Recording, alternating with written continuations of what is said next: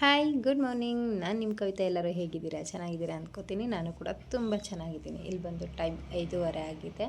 ನಾನು ಆ್ಯಕ್ಚುಲಿ 5 ಗಂಟೆಗೆ ಎದ್ದೆ. 5 ಗಂಟೆಗೆ ಎದ್ದು ಸ್ವಲ್ಪ ಹೊರಗಡೆ ಕೆಲಸ, ನೀರು ಹಾಕೋದು ಎಲ್ಲ ಮುಗಿಸ್ಕೊಂಡು ನಾನು ಸ್ವಲ್ಪ ಫ್ರೆಶ್ ಅಪ್ ಆಗಿ ವಾಕಿಂಗ್ ಹೋಗೋಣ ಅಂತ ಹೊರಟಿದ್ದೀನಿ. ನಾನು ಹೊರಟೆ, ನನ್ನ ಜೊತೆಯಲ್ಲಿ ನಮ್ಮ ಲೂಸಿನೂ ಬರ್ತಿದ್ದಾಳೆ. ಬೇಡ ಅಂದರೂ ಕೇಳಲ್ಲ ಅವಳು. ಸುಮ್ಮನೆ ಹೆಂಗಾದರೂ ಮರೆಸಿ ನನ್ನ ಜೊತೇಲಿ ಬಂದುಬಿಡ್ತಾಳೆ. ಸೊ ನಾನು ಅವಳು ಇಬ್ಬರು ವಾಕಿಂಗ್ ಹೋದ್ವಿ. ಇಲ್ಲಿ ಪಾರ್ಕ್ ಇದೆ ನಮ್ಮ ಮನೆ ನಿಯರಲ್ಲಿ ಒಂದು. ಅಲ್ಲಿ ಬೆಳಗ್ಗೆನೇ ತರಕಾರಿ ಬಂದಿರುತ್ತೆ, ಫ್ರೆಶ್ ಆಗಿರುತ್ತೆ, ಚೆನ್ನಾಗಿರುತ್ತೆ. ನಾನು ಹೋಗಿ ಸ್ವಲ್ಪ ತರಕಾರಿ ತೊಗೊಂಡು ಅಲ್ಲೇ ಬರ್ತಾ ದಾರಿಲಿ ಪಾರಿಜಾತ ಹೂವಿದೆ. ನನಗೆ ತುಂಬ ಇಷ್ಟ ಪಾರಿಜಾತ ಅಂದರೆ. ಸ್ವಲ್ಪ ಹೂ ತಂದು ಮನೆಗೆ ಪೂಜೆಗಿಟ್ಟೆ. ನಮ್ಮ ಮನೆಯವ್ರು ಬೆಳಗ್ಗೆ ಬೇಗ ಎದ್ದು ಪೂಜೆ ಮಾಡ್ತಾರಲ್ವ ಅವ್ರಿಗೆ. ಸೊ ನಾನಿಲ್ಲಿ ನುಗ್ಗೆಕಾಯಿ ಸಾಂಬಾರು ಮಾಡೋಣ ಅಂತ ಒಂದು ಕ್ಯಾರೆಟು, ಒಂದು ಸ್ವಲ್ಪ ಬೀನ್ಸ್ ಹಾಕ್ಬಿಟ್ಟು, ನುಗ್ಗೆಕಾಯಿ ಜಾಸ್ತಿ ಹಾಕ್ಬಿಟ್ಟು ನುಗ್ಗೆಕಾಯಿ ಸಾಂಬಾರು ಮಾಡೋಣ ಮಧ್ಯಾಹ್ನಕ್ಕೆ ಅಂತ. ಬೆಳಗ್ಗೆ ಟಿಫನ್ಗೆ ಫ್ರೈಡ್ ರೈಸ್ ಮಾಡ್ಕೊಳ್ಳೋಣ ಅಂತೇಳ್ಬಿಟ್ಟು ಇಲ್ಲಿ ರೆಡಿ ಮಾಡ್ಕೊತಿದ್ದೀನಿ. ಎಲ್ಲ ಹಚ್ಚಿಡ್ತಿದ್ದೀನಿ. ಯಾಕೆ ಅಂದರೆ ಮತ್ತೆ ಎಲ್ಲ ಎದ್ದ ಮೇಲೆ ಟೈಮ್ ಆಗೋಲ್ಲ. ಸೊ ಅದಕ್ಕೋಸ್ಕರ ಸ್ವಲ್ಪ ತರಕಾರಿನೆಲ್ಲ ನಾನು ತೆಗ್ದಿಟ್ಟು ಸ್ವಲ್ಪ ರೆಡಿ ಮಾಡಿಕೊಂಡ್ರೆ ಬೇಗ ಕೆಲಸಗಳಾಗುತ್ತೆ ಅಂಥೇಳಿ ಇಲ್ಲಿ ಸ್ವಲ್ಪ ಇದನ್ನೆಲ್ಲ ಮುಗ್ದಿರೋ ತರಕಾರಿ ಇದೆಲ್ಲ ಈ ಬಾಸ್ಕೆಟೆಲ್ಲ ಸ್ವಲ್ಪ ತೊಳೆದಿಟ್ಟಿದ್ದೆ. ಇದನ್ನು ತೆಗೆದುಬಿಟ್ಟು ಅದರೊಳಗಡೆ ಎಲ್ಲ ನೀಟಾಗಿ ಹಾಕ್ತಿದ್ದೀನಿ. ಆಮ್ಲ ತಂದಿದ್ದೆ, ಮುಗ್ದೋಗಿತ್ತು. ಒಂದಿತ್ತು ಲಾಸ್ಟು, ನಿನ್ನೆ ಮಾಡಿದ್ದು. ಸೊ ಇವತ್ತು ಮಾರ್ನಿಂಗಿಗೆ ಇರಲಿಲ್ಲ, ಲೆಮನ್ ಮಾಡ್ಕೊಳ್ಳೋಣ ಅಂತ ಅಂದ್ಕೊಂಡೆ. ಹೆಂಗೋ ವಾಕಿಂಗ್ ಹೋಗಿದ್ನಲ್ಲ, ಅಲ್ಲಿತ್ತು, ಫ್ರೆಶ್ ಆಗಿತ್ತು. ಅಲ್ಲೇ ತೊಗೊಂಡು ಬಂದೆ ನಾನು. ಅದನ್ನೆಲ್ಲ ತರಕಾರಿ ಎಲ್ಲ ತೆಗ್ದಿಡ್ತಾಯಿದ್ದೀನಿ. ಹೆಣ್ಮಕ್ಳು ಎಷ್ಟು ಬೇಗ ಇದ್ರೂ ಕೆಲಸ ಮುಗಿಯೋದೇ ಇಲ್ಲ. ಎಲ್ಲಿವರೆಗೂ ಅಂದರೆ ಮಕ್ಕಳು ಸ್ಕೂಲಿಗೆ ಹೋಗೋವರೆಗೂ. ಅದಾದಮೇಲೆ ಮುಗಿದ್ಬಿಡುತ್ತಾ ಅಂದರೆ ಇಲ್ಲ, ಹೊಸ ಕೆಲಸ ಕಾಣ್ತಾನೇ ಇರುತ್ತೆ. ಅದು ಮಾಡು ಇದು ಮಾಡು ಅಂತ. ನೀವು ಬೆಳಗ್ಗೆ ಎದ್ದ ತಕ್ಷಣ ಸ್ಟಾರ್ಟ್ ಮಾಡಿದರೆ ಮಲ್ಗೋವರೆಗೂ ಮಾಡ್ತೀವಿ ಅಂದರೆ ಹೆಣ್ಮಕ್ಳಿಗೆ ಕೆಲಸ ಮನೆಯಲ್ಲೇ ಇರುತ್ತೆ. ಇನ್ನು ಹೊರಗಡೆ ಹೋಗಬೇಕು ಅಂದರೆ ಯೋಚನೆ ಮಾಡಿ. ತುಂಬ ಕೆಲಸ ಹಂಗೇ ಮ್ಯಾನೇಜ್ ಮಾಡಿಕೊಂಡು ಮಾಡಬೇಕಾಗತ್ತೆ. ಮನೇಲಿದ್ದರೆ ಅಂತೂ ನಿಜವಾಗ್ಲೂ ಎಷ್ಟು ಕೆಲಸ ಹುಡ್ಕೊಂಡು ಮಾಡಿದ್ರೂ ಕೆಲಸ ಇರುತ್ತೆ. ಅದಲ್ಲಿದೆ, ಇದಿಲ್ಲಿದೆ, ಇದನ್ನಿಲ್ಲ ಆರ್ಗನೈಸ್ ಮಾಡೋಣ, ಇದನ್ನು ಅಲ್ಲಿ ಮಾಡೋಣ ಅಂತ. ಕೆಲ್ಸಕ್ಕೆ ಹೋಗೋ ಹೆಣ್ಮಕ್ಳಿಗಂತೂ ತುಂಬಾ ಸ್ಟ್ರೆಸ್ಸು. ಅಂದರೆ ಏನು ಗೊತ್ತಾ, ಮನೆಯಲ್ಲೂ ಈ ಥರದ್ದೆಲ್ಲ ಆರ್ಗನೈಸ್ ಮಾಡ್ಕೊಬೇಕು, ಮಕ್ಕಳಿಗೆ ರೆಡಿ ಮಾಡಬೇಕು, ಅವ್ರಿಗೆ ಕೇಳಿದ್ದೆಲ್ಲ ಕೊಡಿಸ್ಬೇಕು. ಅದೆಲ್ಲ ಆದಮೇಲೆ ಮತ್ತೆ ನಾವು ಕೆಲಸದ ಕಡೆನೂ ಗಮನ ಕೊಡಬೇಕು. ಅಲ್ಲಿ ಯಾವ ಥರ ಪ್ರೆಷರ್ ಇರುತ್ತೆ ನಮಗೆ, ಅಲ್ಲಿ ಏನು ಕೆಲಸ ಇರುತ್ತೆ, ಅಲ್ಲಿ ಏನು ಮಾಡಬೇಕು, ಅವ್ರು ಏನಂತಾರೆ, ಟೈಮ್ಗೆ ಹೋಗಬೇಕು. ತುಂಬ ಒಂಥರ ಗಡಿಬಿಡಿ ಕೆಲ್ಸಕ್ಕೆ ಹೋಗೋ ಹೆಣ್ಮಕ್ಳಿಗಂತೂ. ಸೊ ಅದು ನನಗೆ ತುಂಬ ಎಕ್ಸ್ಪೀರಿಯೆನ್ಸ್ ಇದೆ. ಅಲ್ಲಿಗೆ ಹೋದ್ಮೇಲೂ ಕೂಲಾಗಿರ್ತೀವ ಅಂದರೆ ಆಗಲ್ಲ. ಮಕ್ಕಳು ಬಂದ್ರ ಮನೆಗೆ, ಮಕ್ಕಳು ಊಟ ಮಾಡಿದ್ರ, ಎಲ್ಲೋದ್ರು, ಯಾರು ಬಂದರೋ ಮನೆ ಹತ್ರ, ಬಾಗಿಲು ತೆಗಿಬೇಡಿ, ಕಿಟಕಿಲಿ ನೋಡಿ ಮಾತಾಡಿಸಿ, ಪ್ರತಿಯೊಂದು ಹುಷಾರು ಹೇಳ್ಬಿಟ್ಟೆ ಹೋಗಿರ್ತೀವಿ. ಆದ್ರೂ ನೆಮ್ಮದಿಯಾಗಿರೋಕ್ಕಾಗಲ್ಲ. ಅಷ್ಟು ಮನಸ್ಸಿಗೆ ಅಲ್ಲಿ ಟೆನ್ಷನ್ ಆಗ್ತಾ ಇರುತ್ತೆ.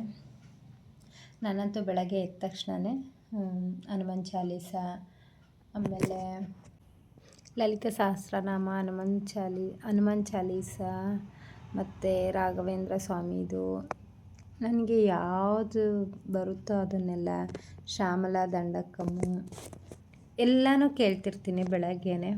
ನನಗೆ ಅದೊಂಥರ ಖುಷಿ ಅನಿಸುತ್ತೆ ಕೇಳೋದು. ಮತ್ತು ಒಂಥರ ಮೈಂಡ್ ಫ್ರೆಶ್ ಆಗಿರುತ್ತೆ. ಡೈಲಿ ಕೇಳ್ತೀನಿ. ಮಲಗಬೇಕಾದ್ರೂ ಹನುಮಾನ್ ಚಾಲೀಸ ಒಂದು ಸರಿನಾದರೂ ಕೇಳ್ತೀನಿ. ಆಮೇಲೆ ಅದೇನು ಅಂದರೆ ಒಂಥರ ಮೈಂಡ್ಗೆ ಮೆಡಿಟೇಷನ್ ಮಾಡ್ದಂಗೆ. ಒಂಥರ ದೇವ್ರ ನಾಮ ಕೇಳ್ತಾ ಇದ್ದರೆ ಅದು ಫ್ರೆಶ್ ಅನಿಸುತ್ತೆ ಮೂಡು.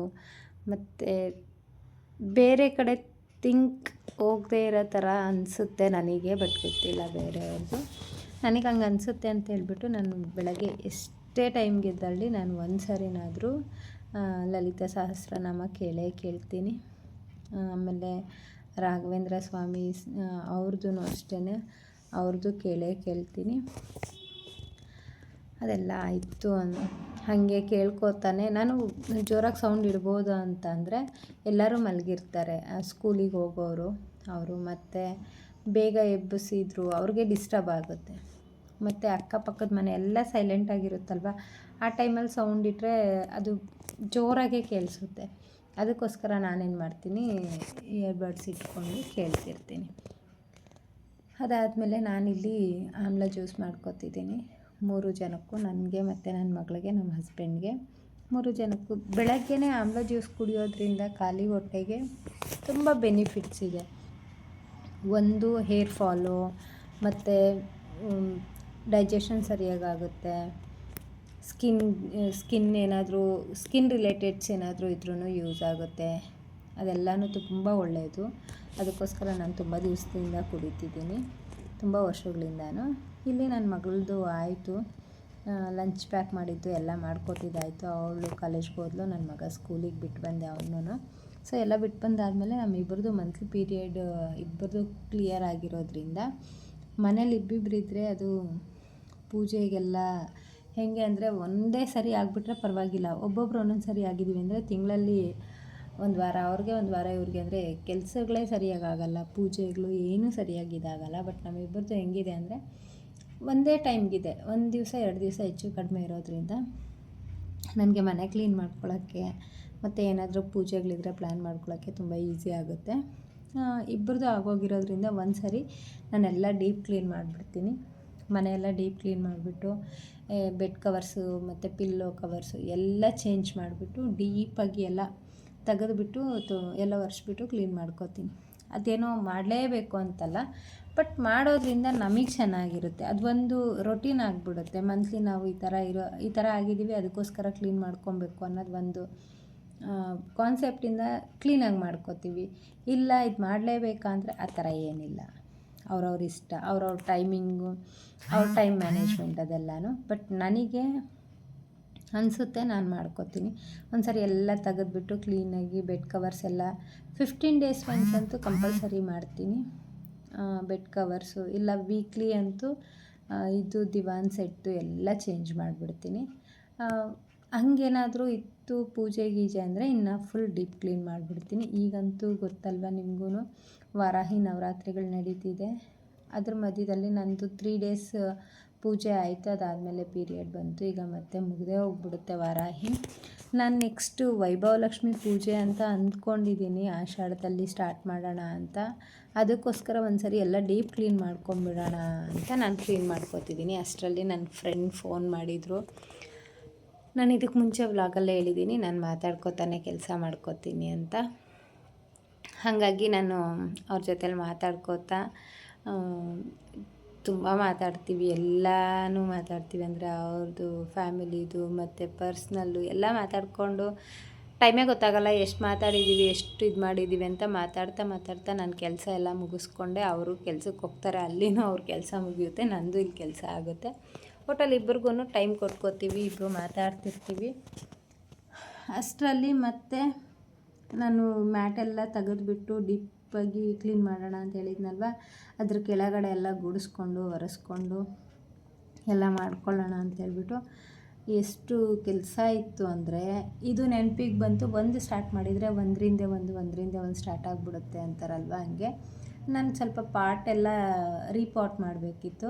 ಅದು ನೆನಪಿಗೆ ಬಂತು. ಮತ್ತೆ ನಾನು ಕ್ಲೀನ್ ಮಾಡಿದ್ಮೇಲೆ ಮತ್ತೆ ಎಲ್ಲ ಗಲೀಜಾಗುತ್ತೆ ಅಂತೇಳ್ಬಿಟ್ಟು ಫುಲ್ ಎಲ್ಲನೂ ನೀಟಾಗಿ ರೀಪಾಟ್ ಮಾಡಿಬಿಟ್ಟು ಅದನ್ನೆಲ್ಲ ಸೆಟ್ ಮಾಡಿ, ಅದಾದಮೇಲೆ ಮತ್ತೆ ನೆಲ ಒರೆಸೋಣ ಅಂತೇಳ್ಬಿಟ್ಟು ಅದಿಷ್ಟನ್ನು ಆ ಪಾರ್ಟ್ ಮಾತ್ರ ಕ್ಲೀನ್ ಮಾಡ್ಕೊಂಡಿದ್ದೀನಿ.